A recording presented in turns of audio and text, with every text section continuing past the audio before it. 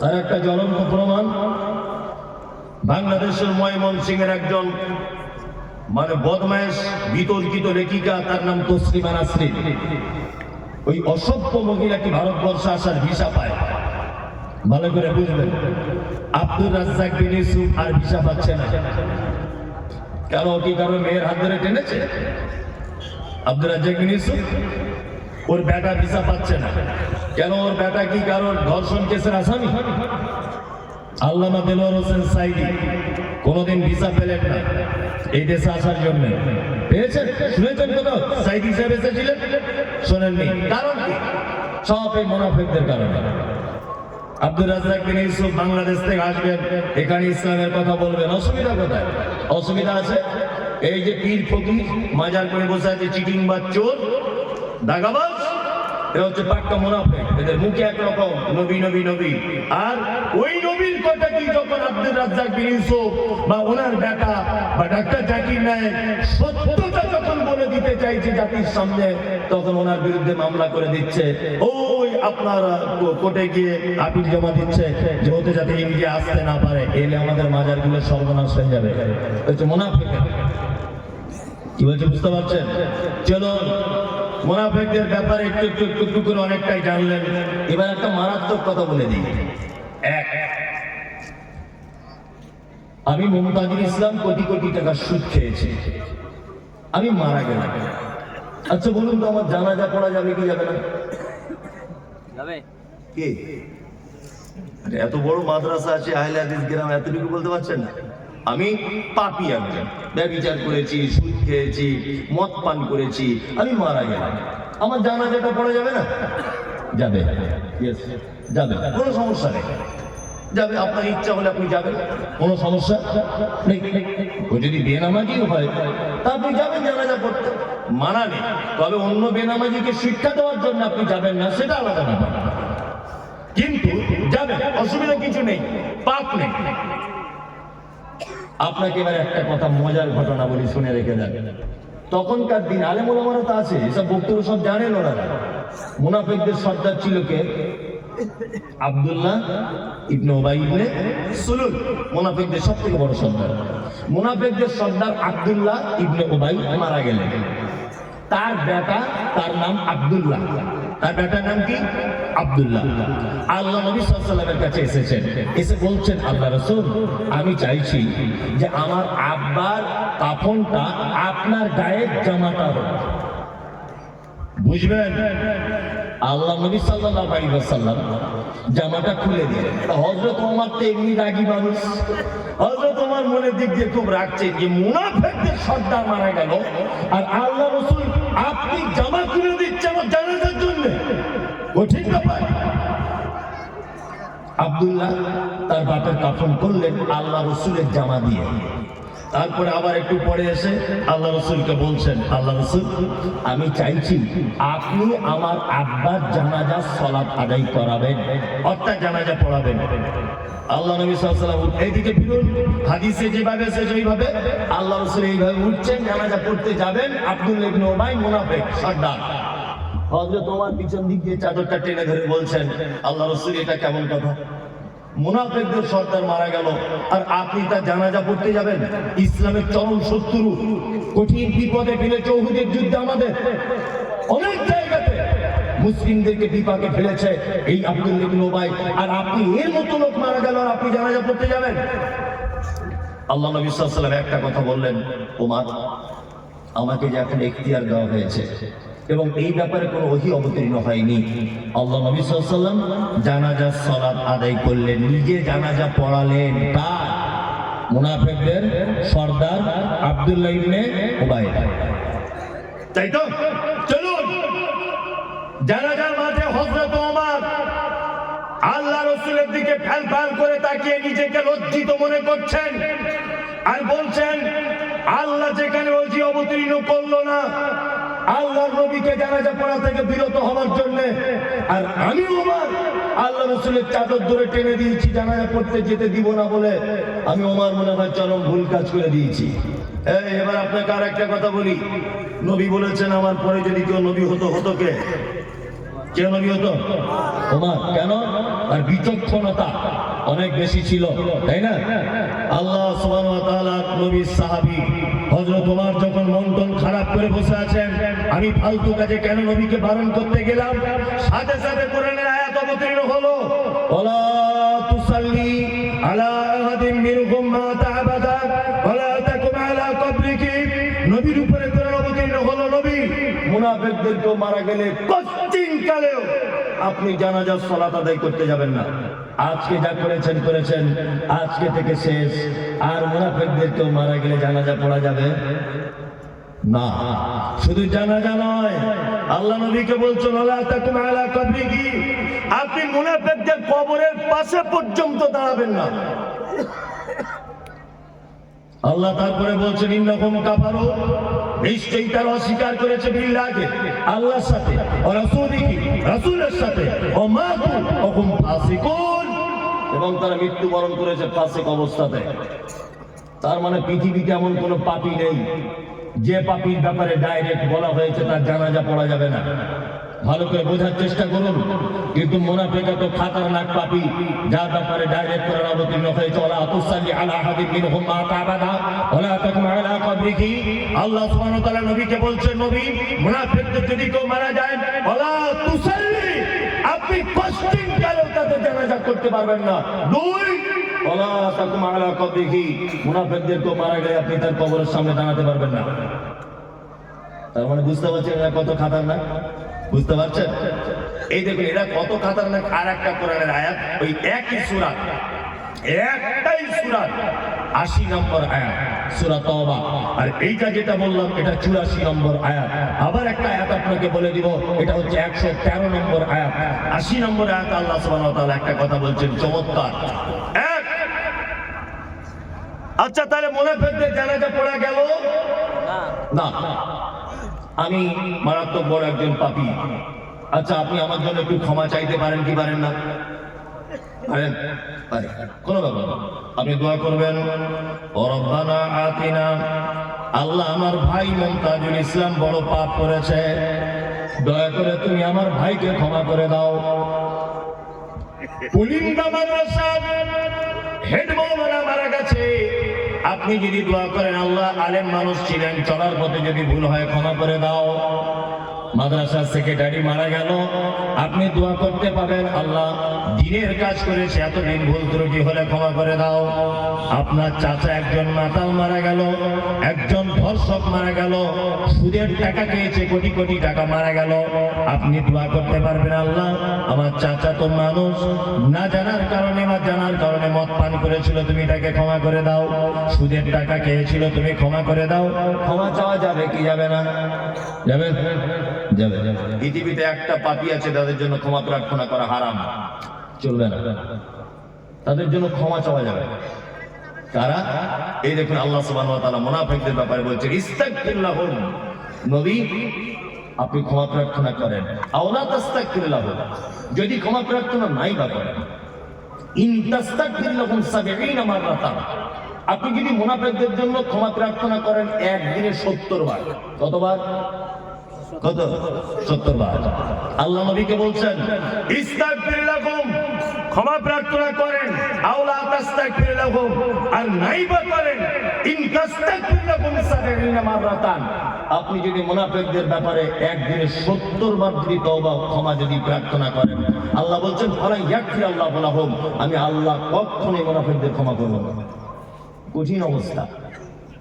আচ্ছা বলুন, আমি মুমতাজুল ইসলাম, আমি একজন দু পাতা পড়া মৌলভী সাহেব লোক, আমার ঈমান খুব কমজোর, আমি গুনাহগার লোক, আমি দোয়া করছি, হয়তো আল্লাহ আমাকে পছন্দ করছে না, এই জন্য কবুল করছে না। হেড মাওলানা দোয়া করছে, হয়তো মানুষ হিসেবে ভুল ত্রুটি কিছু আছে, এই জন্য আল্লাহ পছন্দ করছে না। সেক্রেটারি দোয়া করছে, মানুষ হিসেবে আল্লাহ হয়তো ভুল ত্রুটি কিছু আছে ওনার, এই জন্য আল্লাহ কবুল করছে না। এবার বলুন তো মুহাম্মদ সাল্লাল্লাহু আলাইহি ওয়াসাল্লাম দোয়া করছেন, ওনার তো কোনো ভুল ত্রুটি নেই, আছে? নেই। আল্লাহ নবীকে একদম হুঁশিয়ারি দিয়ে বলছেন ইন তাস্তাগফির লাহুম 70 মাররাতান, ইন শর্ত দিচ্ছেন আল্লাহ, যদি শব্দের জন্য ইন শব্দ ব্যবহার হয়, আল্লাহ বলছে ইন, যদি আপনি একদিনে 70 বার যদি মুনাফিকদের জন্য ক্ষমা প্রার্থনা করেন। আল্লাহ বলছে আমি নবী আপনার হাতও ফেরত দিয়ে দিব, ক্ষমা করব না। তার মানে এরা কত বড় খাতারনাক বুঝতে পারছেন মুনাফিকরা। চলুন আল্লাহ তাআলা তারপরে বলছেন কি, যালিকা বিআন্নাহুম কাফারু বিল্লাহি ওয়া রাসূলিহি, নিশ্চয়ই তারা অস্বীকার করেছে আল্লাহ এবং তার রাসূলের সাথে। যালিকা বিআন্নাহুম কাফারু বিল্লাহি ওয়া রাসূলিহি ওয়াল্লাহু লা ইয়াহদিল কওমাল ফাসিকিন। আল্লাহ বলছে আমি ফাসিক কওমদের হেদায়েত দান করি না। এবার আপনাদের সঙ্গে কয়েকটা মূল্যবান কথা বলি। মুনাফিকদের চিনিয়ে দিলাম, তাদের গুণ বলে দিলাম, এখন এদেরকে দেখতে পাওয়া যায় কোথায়, এটা খুঁজে বার করতে হবে। কুলিন্দা গ্রামের কোন কোন জায়গায় এরা থাকে, বসবাস করে, সেটা দেখানোর প্রয়োজন আছে না নেই? তাহলে একটা একটা করে বলি, দু চারটে কথা বলে দিই, একটা একটা করে বলবো না। সিনেমা হলে যাবেন, আমার দিকে বলবেন হাসছেন কেন? সিনেমা তো দেখেছেন সবাই, আমিও দেখেছি যখন ওই ছোট ছিলাম, দেখিনি এ কথা বলবো না। তা সিনেমা হলে গেছেন বই দেখতে, সবাই দেখবেন হলে পা তুলে বসে আছে, ডান দিকেও শাড়ি বসে আছে। 20 कोस दूर से अगर कोई बच्ची रोते, माँ कहती है कि बच्ची सो जा, गब्बार सिंह आ जाएगा। सोले भाई डायलॉग এটা, হ্যাঁ সোলে সিনেমা হচ্ছে, শালা শালি সবাই মিলে বসে বসে, সবাই দুলা ভাই শালি এক জায়গায় ঠ্যাং তুলে দিয়ে বসে আছে, ওখানে মুনাফিক নেই, সবাই সিনেমা দেখতে ব্যস্ত। বাজার করতে যাবেন, সবাই আলু বেগুন পেঁয়াজ দাম দর করতে ব্যস্ত, ওখানে মুনাফিক। আপনি মেলা দেখতে যান, সবাই মজা মস্তি করতে ব্যস্ত, ওখানে মুনাফিক করবেন। আপনি ট্রেনে যাবেন, উঠবেন, হাজার হাজার লোক, সবাই কোন সিটটা ফাঁকা আছে ওইটার দিকে লক্ষ্য, ওখানে মুনাফিক করেন। মুনাফিক পাবেন কোথায়? এবার আপনাকে একটা ছোট্ট করে কথা বলছি, কথা শুনতে খারাপ লাগবে, তবে বাস্তবতা খুব বাস্তব। আচ্ছা, ফরজ নামাজ বাড়িতে পড়া উত্তম না মসজিদে? বলুন, সবাই বলুন। মসজিদে। আর সুন্নাত বাড়িতে, তাই না? তার মানে আসসালামু আলাইকুম ওয়া রাহমাতুল্লাহ, আসসালামু আলাইকুম ওয়া রাহমাতুল্লাহ, আস্তাগফিরুল্লাহ, আস্তাগফিরুল্লাহ, আল্লাহুম্মা আসসালাম ওয়া আসসালাম। যত রকমের জিকির আছে, আল্লাহু আকবার, রাব্বিনা আলা যিকরিকা ওয়া শুকরিকা, লা হাওলা ওয়ালা কুওয়াতা, যত রকমের জিকির আছে সমস্ত জিকির আপনি মসজিদে বসে বসে করবেন। তারপরে আপনাকে চলে আসতে হবে কোথায়? বাড়ি। বাড়ি এসে বাকি সুন্নতগুলো আদায় করতে হবে। রাসূল সাল্লাল্লাহু আলাইহি ওয়াসাল্লাম কি বলেছেন? তোমাদের বাড়িগুলো কবরে পরিণত করো না। তার মানে বাড়িতে সুন্নত করতে হবে। আমার মনে হয় আল্লাহ নবী সাল্লাল্লাহু আলাইহি ওয়াসাল্লাম তো মহাবৈজ্ঞানিক ছিলেন, ব্যাপারটা তিনি বুঝতেন যে এদেরকে যদি সুন্নতের জন্য মসজিদের সুযোগ যদি দেওয়া হয়, সুন্নত তো পড়বে না, গোল টেবিল করে লোকের গীবত আর পরনিন্দা মুনাফিকি করবে। ওই জন্য বলে দিয়েছে নামাজ পড়া শেষ, আগে ঘরে চলে যাও, ওইখানে গিয়ে সুন্নত পড়। আমরা কি করি? আসসালামু আলাইকুম ওয়া রাহমাতুল্লাহ, আসসালামু আলাইকুম ওয়া রাহমাতুল্লাহ। একজনা বলেছে কি ব্যাপার, বলতে গিয়ে ফটিক ভাই দুতলা বাড়ি করেছে, কি সুন্দর করেছে, আগে না খাওয়া হতো না, মসজিদে বসে বসে। আরেকজন আমার পাশ থেকে বলছে খবর জানিস? খবর তোরা জানিস না, আমি সব শুনেছি। কলকাতায় কাজে গিয়েছিল, 20 লাখ টাকা ছেড়ে দিয়ে চলে এসছে। ওই ছেড়ে দিয়ে এসছে তোমার বাপ দেখতে গিয়েছিল? হ্যাঁ, তোমার বাপ দেখতে গিয়েছিল, 20 লাখ টাকা ছেড়ে দিয়ে এসছে? তোমার কোনো প্রমাণ আছে? একটা বইয়ের স্বামী মারা গেছে, হঠাৎ তার স্বামীর ডেথ সার্টিফিকেট তোলার জন্য 4-5 বার ও বহরমপুরে যাচ্ছে আর আসছে। চায়ের দোকানে বসে বসে বলছে কি ব্যাপারে, স্বামী যতদিন ছিল ততদিন ঘর থেকে বার হতো না, এখন ঘন ঘন ভ্যানিটি ব্যাগ নিয়ে কোথায় যাচ্ছে কোথায়। আর একজন তখন বলছে দেখ মনে হয় কোথাও কট লাইন কিছু করেছে। তো ও কট লাইন করেছে, তুমি দেখতে গিয়েছিল? তোমার বাপ দেখতে গিয়েছিল? ও কথা বলতে গেলে কেন, পাক্কা মুনাফিক। কি পাক্কা মুনাফিক? কার বউ কোথায় যাচ্ছে, কে দুতলা বাড়ি করলো, কে বুলেট গাড়ি চেপে গেল, তোমার কেন এত দায় পড়ে গেল? আর পাড়া গ্রামে ও 2 টাকার চা খায় আর 22 টাকার পরে বদনাম করে বসে বসে মুনাফিকি করে। মসজিদ আল্লাহর ঘর, সেখানে বসে বসে দেখবেন নামাজের পরে 4-5টা বুড়ো লোক থাকে, ওই বুড়ো লোক বসে বসে ওখানে কি করে, গীবত পরনিন্দা করে। মসজিদে কাঁচা কুঞ্চি রেখে দেবেন, ইমাম সাহেব কি বলছি, বুঝলেন? মসজিদে কাঁচা কুঞ্চি, নামাজের পরে দেখবেন যে এরকম চলছে, প্যাচাম প্যাচাম করে তার পাছায় চাপকিয়ে দিবেন। আরে গরম কান আসছে, হারাম করে এত বড় বদমাশ নামাজের পরে মসজিদের কারেন্ট পুড়িয়ে বসে বসে গল্প করছে। আছে না? বসে বসে নামাজ পড়া বাদ দিয়ে দুনিয়ার কথা, হেড মাওলানার দুর্নাম, মাদ্রাসার দুর্নাম, সেক্রেটারির দুর্নাম, ও টাকা মেরে খায়, ও মুখ করে খায়, আর তুমি ধোয়া তুলসী পাতা। সবাই খারাপ আর তুমি ভালো গ্রামে। এরকম লোক আপনাদের পুলিন্দাতে নেই, আমাদের ওদিকে আছে। না বলবো না, মারবে।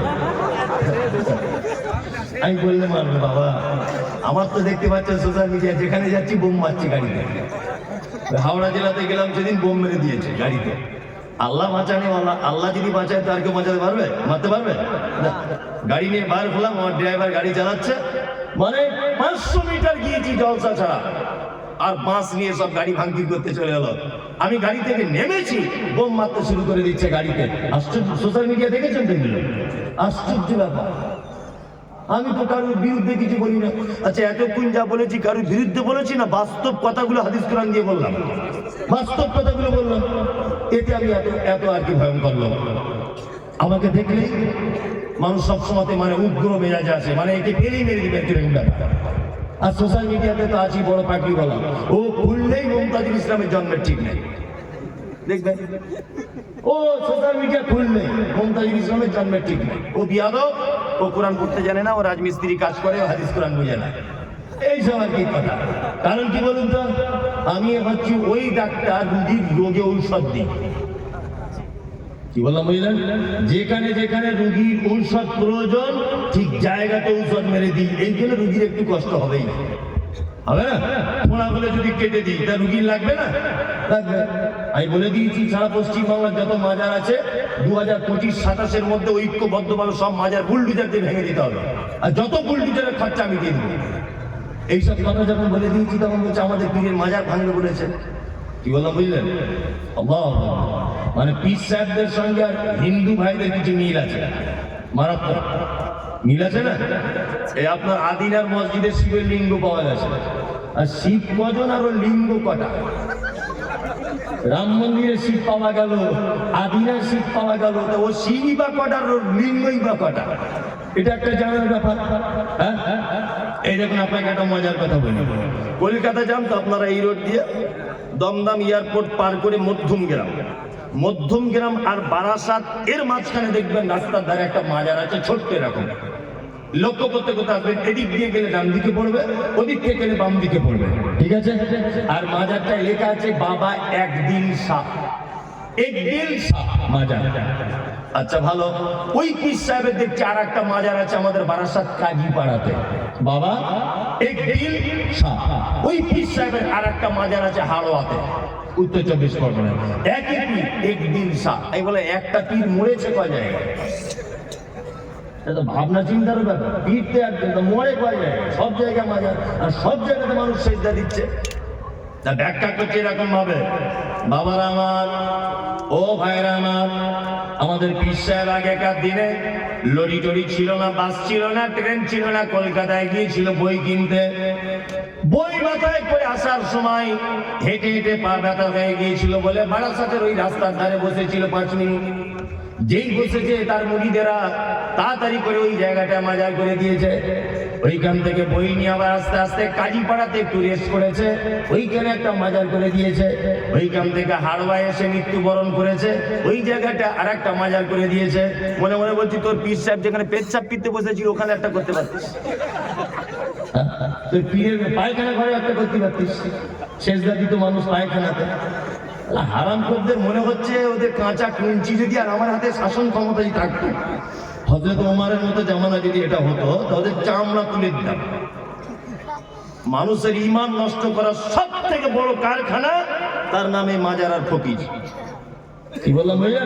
বর্তমান সময়ে একটা মানুষের কাছ থেকে, সুস্থ সবল মানুষের কাছ থেকে, নিরীহ মানুষের কাছ থেকে ঈমান হরণ করার সব থেকে বড় মাধ্যম। তার মধ্যে আপনাদের মুর্শিদাবাদে কয়েকটা খাতারনাক চিজ আছে, খুব বাড়াবাড়ি করছে কদিন। হ্যাঁ, খুব বাড়াবাড়ি। পরশুদিন দিয়েছে ওকে সাবো দিয়ে ধুয়ে, তাও লজ্জা শরম নাই, তাও বলছে। আমি কোন একটা বক্তব্যতে বলেছি সবে বরাত শুধু বেদাত না, পচা বেদাত। কি বললাম বুঝলেন? পচা বেদাত। এমনি লোকাল বেদাত হলে আলাদা ব্যাপার, পচা বেদাত। আর আমাকে বলছে সবে বরাত হাদিস আছে। কোন হাদিস আছে বল? সবে বরাত কোন হাদিস আছে বল? শাবান মাস সম্পর্কে আল্লাহ নবী সাল্লাল্লাহু আলাইহি ওয়াসাল্লামের দুটো ঘোষণা, ভালো করে বোঝার চেষ্টা করুন। এক, আলেম ওলামারা আছেন, ভালো করে আমার মিস হলে বলবেন। এক, মুহাম্মদ সাল্লাল্লাহু আলাইহি ওয়াসাল্লাম অধিক মাত্রা বেশি শাবান মাসে সিয়াম পালন করতেন, অধিক। ওনার স্ত্রী উম্মে সালমা রাদিয়াল্লাহু তাআলা আনহা তিনি হাদিস বর্ণনা করেছেন, তাই তো? আবু মুসা আশআরী থেকে একটা হাদিস বর্ণিত আছে, তিরমিজিতে আছে হাদিসটা। আবু মুসা আশআরী, সমস্ত উলামায়ে কেরামগণ বলছেন হাদিসটা সহিহ। শুধুমাত্র একজন মুহাদ্দিস আল্লামা আলবানী, নাসিরউদ্দিন আলবানী রাহিমাহুল্লাহ হাদিসটাকে হাসান বলেছেন, সহিহ বলেননি, কিছু বলেননি, হাসান মানে আমলের যোগ্য বলেছেন। কি? যে শাবান মাসের রাত্রিতে আল্লাহ সুবহানাহু ওয়া তাআলা পৃথিবীর সব মানুষকে ক্ষমা করে দেন, দুইজন মানুষকে বাদ দিয়ে। এক, যাদের অন্তরে রয়েছে হিংসা অপরের জন্য, আর দুই, মুশরিক যারা শিরিক করে। এই দুই শ্রেণীর মানুষ বাদ দিয়ে আল্লাহ সুবহানাহু ওয়া তাআলা প্রত্যেক মানুষকে ক্ষমা করে দেয়। এই দুইটা মাত্র জিনিস দেখতে পাওয়া যায়। আল্লাহ রাসূল বেশি রোজা রাখতেন, সিয়াম পালন করতেন শাবানে। আর কি করতেন? আর কিছুই করতেন না। আমলের জন্য কোনো হাদিস নাই। আল্লাহ অত্র মাসের দুটি রাত, একটা রাত্রিতে অজস্র মানুষকে ক্ষমা করে দেন। এই তো হচ্ছে কথা, তাই না? এই মাত্র দুটি মাত্র কথা শাবান মাস সম্পর্কে।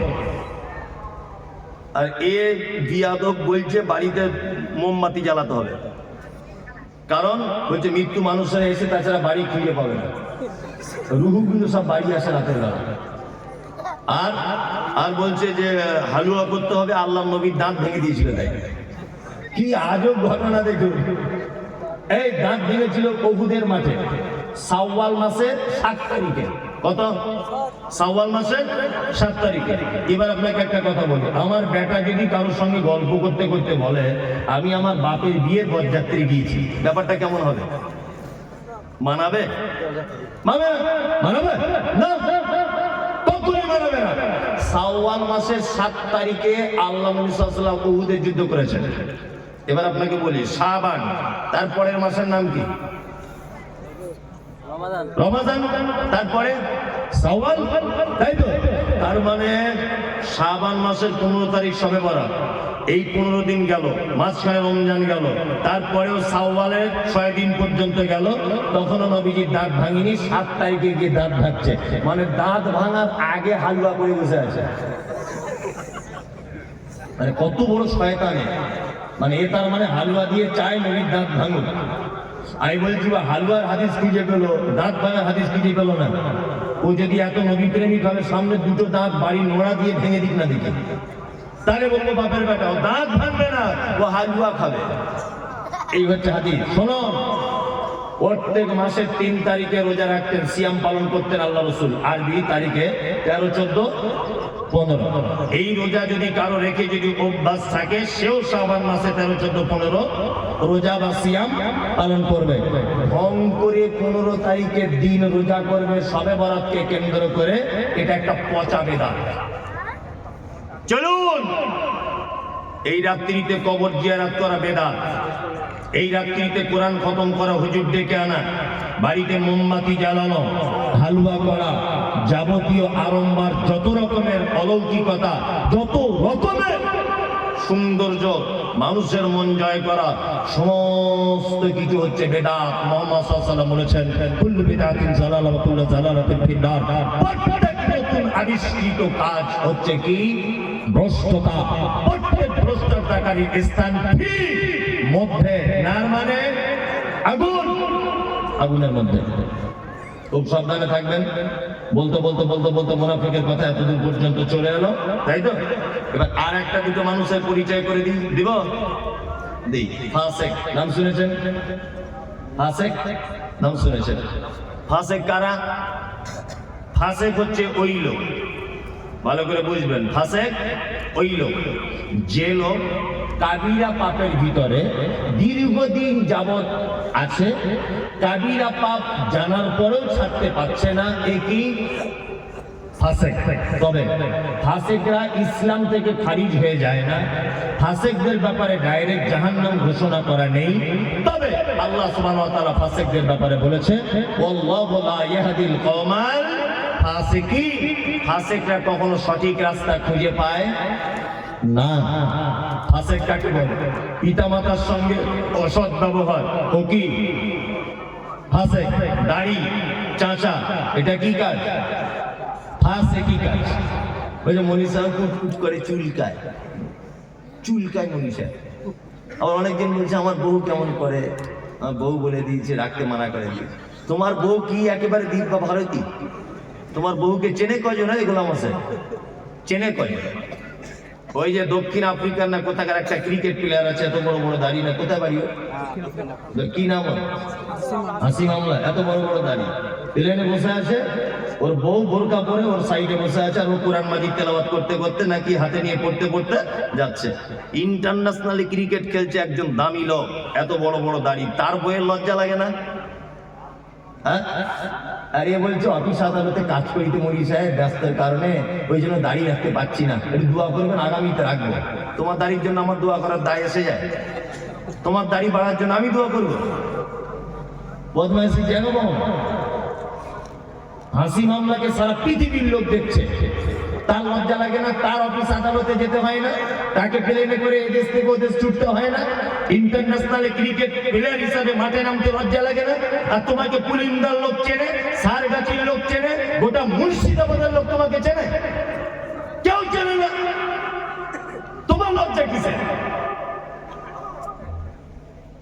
লজ্জা লাগছে, আশ্চর্য ব্যাপার। ফাসেকে, কারণ এটা একটা বড় পাপ।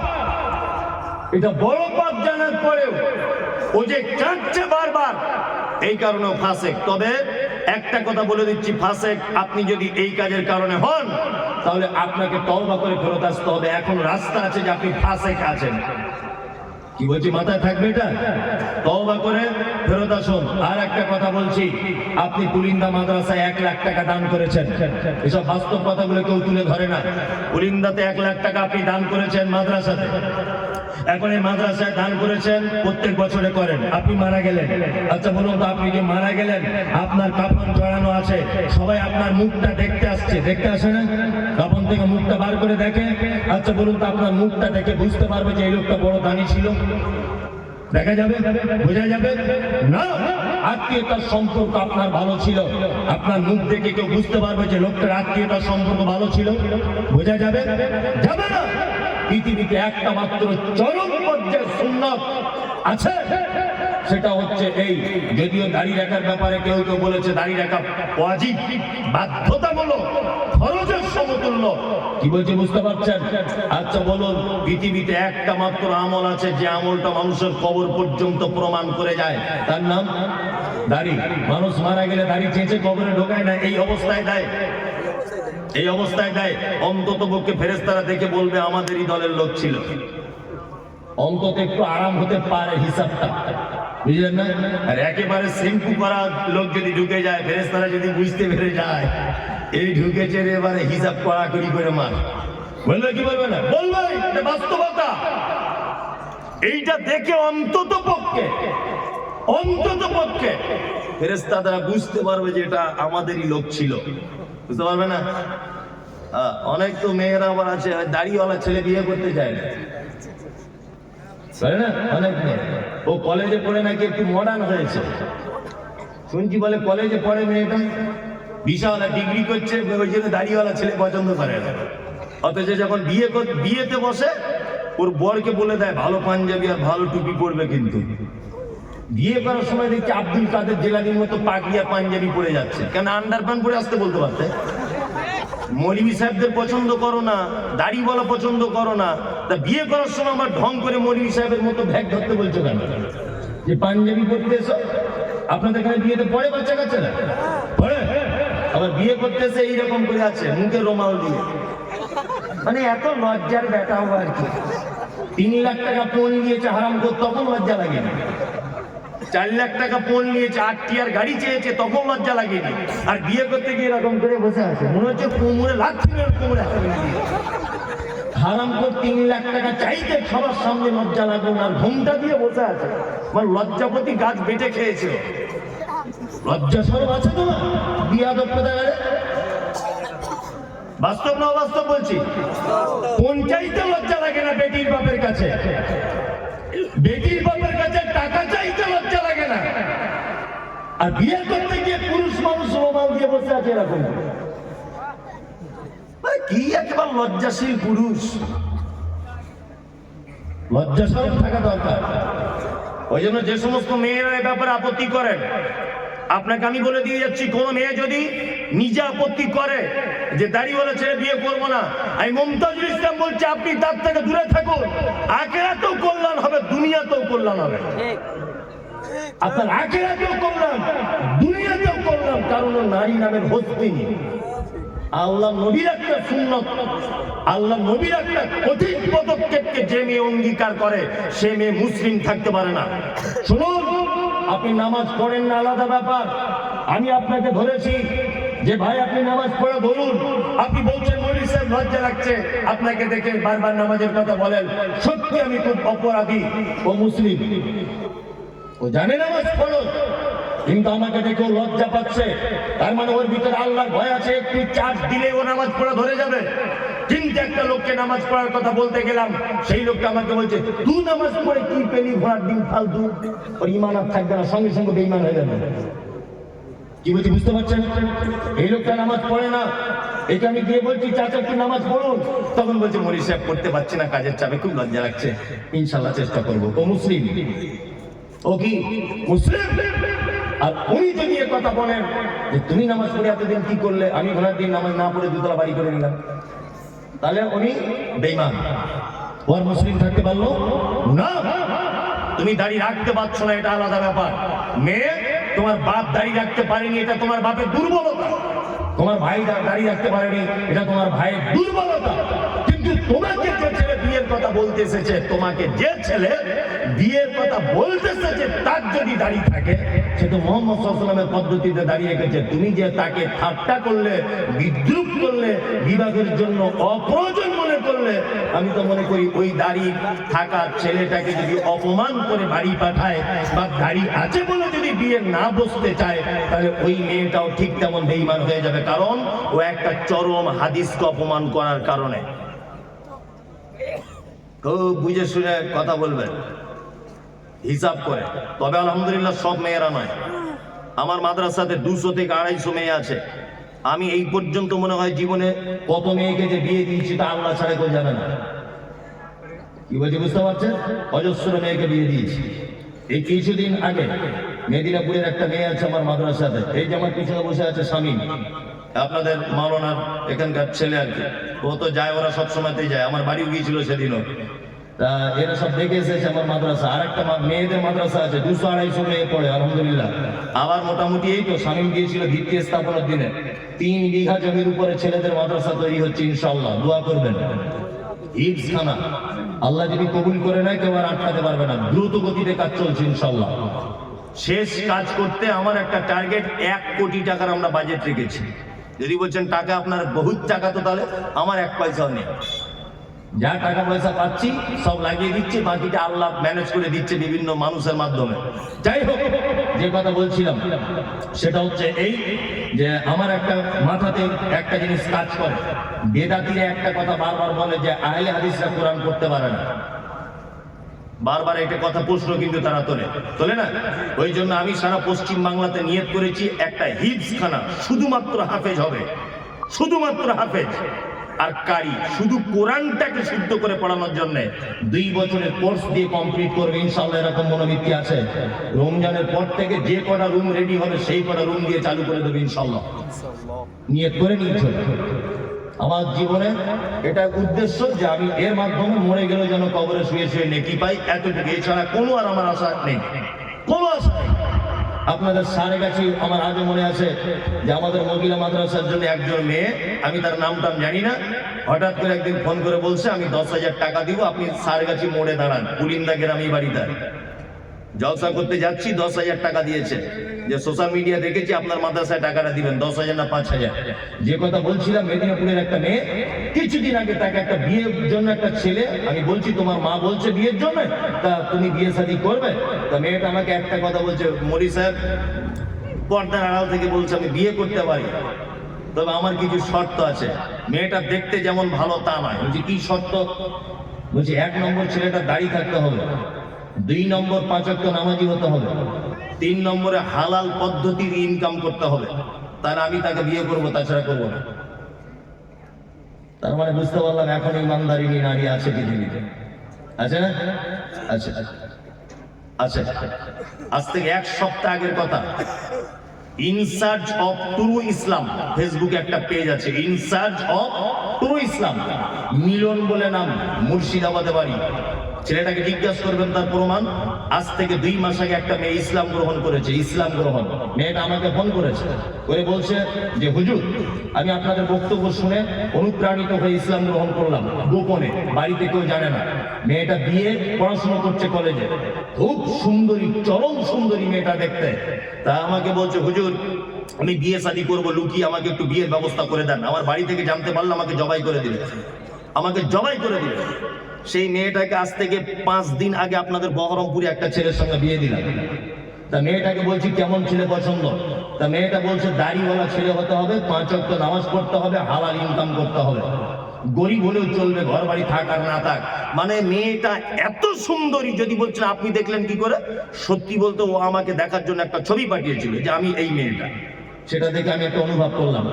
দেখুন একজন হিন্দু নারী 2 মাস ইসলাম গ্রহণ করেছে, তার মনের ভিতরে ইসলামের কত ভালোবাসা জন্ম হয়েছে বলে এই নারী এই কথা বলতে পারছে দাড়িওয়ালা ছেলে ছাড়া বিবাহ করবো না। আপনাকে ফোন নাম্বার দিতে পারি, তার বরের কথা বলবেন যে ঘটনা সত্য না মিথ্যা। বাড়ি থেকে বার হয়ে চলে এসেছে, হিন্দু মেয়ে মুসলিম হয়েছে, ইসলাম গ্রহণ করেছে, তার সমস্ত কোর্টের ডকুমেন্টস রয়েছে, মুসলিম একটা ইমানদার ছেলে তাকে স্ত্রী হিসাবে গ্রহণ করেছে। ভালো নারী নেই এ কথা বলবো না, তবে যত খারাপই আমাদের যারাই কলেজে পড়ছে আর যারা বড় ডিগ্রি করতে যাচ্ছে, ফ্যাশন হয়েছে, এরা বলছে আমাদের আর পছন্দ হচ্ছে না, আমাদের আর পছন্দ হচ্ছে না। কি বলছি বুঝতে পারছেন? দূরে থাকবেন। আল্লাহ তুমি আমাদের ফাসিকি থেকে বাঁচার তৌফিক দান করো, আমিন বলুন, আমিন। চলুন আর একটা ব্যাখ্যা করে দিই, তারপরে আর একটা করব, সেটা হচ্ছে মুশরিক। নাম জানেন মুশরিক? মুশরিক, মুশরিককে শিরিক করে, উনি ভালোই বলতে পারছেন, শিরিক করে মুশরিক। এবার আপনাকে একটা কথা বলে দিচ্ছি, শুনে এখানে, এই কথা বললে তো আরো আপনি আশ্চর্য হবেন। হিন্দু, মুসলিম, জৈন, খ্রিস্টান, হাঁড়ি, চুয়ার, চামার, বাগদি, ছুতোর, মেথর, পৃথিবীতে যত জাতির মানুষ বসবাস করে, যত ধর্মের মানুষ বসবাস করে, কোন ধর্মের ভিতরে মুশরিক বর্তমানে খুঁজে পাওয়া খুব মুশকিল। হিন্দু, এদের ভিতরে মুশরিক নেই। খ্রিস্টান, এদের ভিতরে মুশরিক নেই। ইহুদি, এদের ভিতরে মুশরিক নেই। হিন্দু বর্তমানে যারা, তাদের ব্যাপারে কোরআন মাজিদে শব্দ এসেছে সাবেঈ। সাবেঈ হচ্ছে তারা, কারা? সাবেঈ হচ্ছে তারা যারা এক আল্লাহকে আল্লাহ বলে মানে, তারপরেও বিভিন্ন দেব দেবীর আলাদা আলাদা ক্ষমতা আছে এটা মানে, এরা হচ্ছে সাবেঈ। একটা হিন্দু ভাইকে জিজ্ঞাসা করবেন এত বৃষ্টি হচ্ছে কে দিচ্ছে, ও এক চান্সে বলবে বৃষ্টি দিচ্ছে উপরওয়ালা, বলবে না? তার মানে ও জানে উপরে একজন আছে। তারপরেও দেখবেন ও লোহা লাকড়ির ব্যবসা করে, কি পূজা করে? বিশ্বকর্মা। তার মানে ওর একটা ধারণা যে লোহা লাকড়ির ডিপার্টমেন্টটা বিশ্বকর্মার হাতে আছে। আর কলেজের স্টুডেন্ট, স্কুলের স্টুডেন্টরা কি পুজো করে? সরস্বতী। সরস্বতীকে বলা হয় বিদ্যার দেবী। তার মানে বাপ মা তার মেয়েকে বলে দেয় এটা তুমি সরস্বতীর পূজা করবে, কারণ এটা হচ্ছে বিদ্যার দেবী, তুমি ভবিষ্যতে মাইকের মধুসূদন দত্ত হতে পারবে, কারণ এই ডিপার্টমেন্টটা এর হাতে আছে। এ হচ্ছে কি? সাবেঈ। মুশরিককে মুহাম্মদ সাল্লাল্লাহু আলাইহি ওয়াসাল্লামকে বলা হচ্ছে আপনি জিজ্ঞাসা করুন তাদেরকে রাত এবং দিনের বিবর্তনের মালিককে। এক চান্সে তারা বলবে আল্লাহ। সুস্থতা অসুস্থতার মালিককে আল্লাহ। বেঈমান মুশরিক আবু জেহেল কথা বলবে। আল্লাহ নবী সাল্লাল্লাহু আলাইহি ওয়াসাল্লাম যখন বলছেন কি ব্যাপার, রাত দিনের মালিক আল্লাহ, এই কথা আপনি বললেন, সুস্থতা অসুস্থতার মালিক আল্লাহ, এই কথা আপনি বলছেন, তাহলে কেন আপনি আল্লাহকে ডাইরেক্ট ডাকতে পারছেন না? আবু জেহেল তখন বলছে, মোহাম্মদ শোনো, বেশি ফটর ফটর করিও না, সব কিছুর মালিক আল্লাহ এটা আমি জানি, কিন্তু তোমার আল্লাহকে ডাইরেক্ট পাওয়া যাবে না। আল্লাহকে পেতে গেলে 360টা দেব দেবীর মাধ্যমে পেতে হবে। তার মানে বোঝা যায় যারা আল্লাহকে ডাইরেক্ট পাওয়া যাবে না এই ধারণা রাখে আর